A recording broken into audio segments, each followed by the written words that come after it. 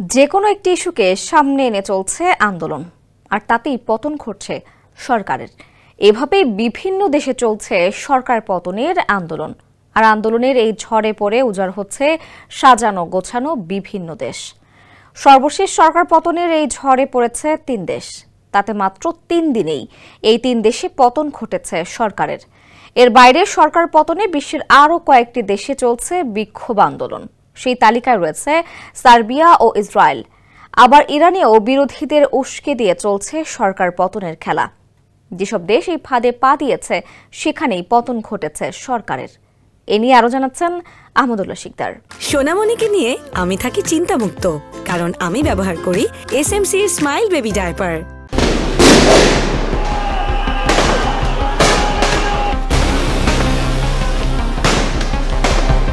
ক্রমেই অস্থির হয়ে উঠছে বিশ্ব। গেল বছর আন্দোলনের মুখে বাংলাদেশে পতন ঘটে সরকারের।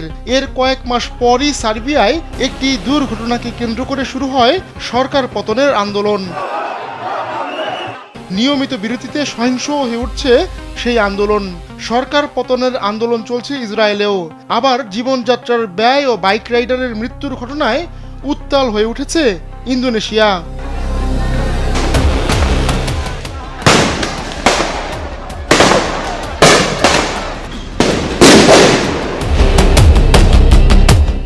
এরই মধ্যে মাত্র ৩ দিনে বিশ্বের ৩ দেশের প্রধানমন্ত্রী পদত্যাগ করেছেন।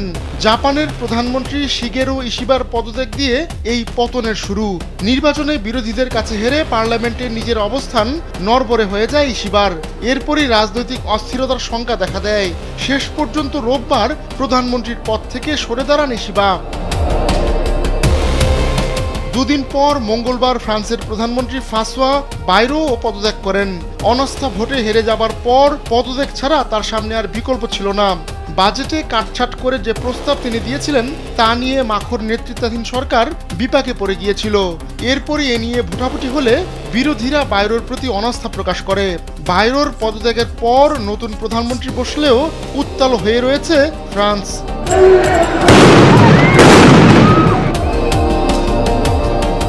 ঠিক একই দিনে ভারতের প্রতিবেশী দেশ নেপালেও সরকারের পতন ঘটে।